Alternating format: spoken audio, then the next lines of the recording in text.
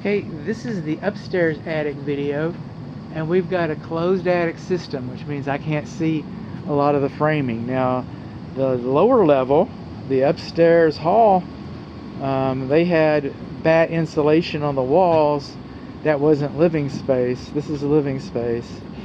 And so we got and both attics are closed, by the way. Neither attic is ventilated. I have a few concerns about the lower attic not being ventilated, and the way it was insulated. I'm just not sure how condensation is going to perform in the lower attic. So, but this is all closed. Open cell insulation. This is a great product. It's a very good insulator. The downside is it's like a sponge. If you get a roof leak, you don't know where it's coming from. Alright? And if you have to replace the roof decking, all this has got to come off, and then you re-insulate the attic. And I'm not wholly against that, because I see roof replacements all the time through the years, and the insulation gets tighter and older and tighter and older. And maybe the insulation should be replaced every time the roof covering is replaced. Maybe not every single time, but with this insulation, to play like this, to get this kind of energy savings, which you will, you'll get a good return on your investment.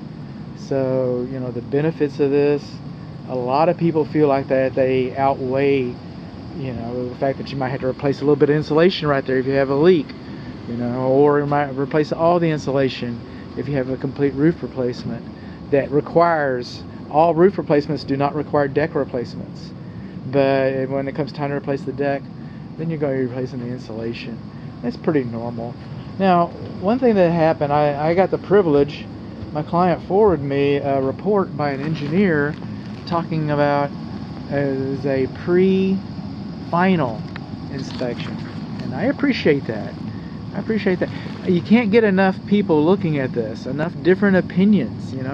No two people see the same things in the same way. So I'm not knocking the engineer at all. In fact, one of his kind of unique finds, and kind of educated me a little bit. But that is a valley. Okay, so that valley strut, valley ridge board strut, and over there that's a hip ridge board strut. And these struts are more than 45 degrees. They're not supposed to lean at that radical of an angle. Now, if it was drawn that way, if it was engineered that way originally, well, then that would supersede code. The engineer asked that the builder's engineer, I would interpret that as the engineer on record, should offer a stamped opinion on whether this is acceptable or not. And I agree.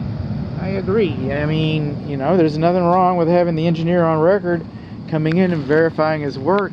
People came in behind him. Now two people have come in behind him.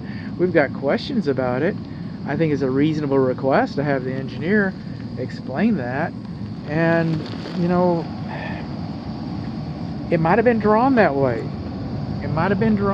So technically you just say, well, this is the way it is on the plans. This is the way we did it. Could have been.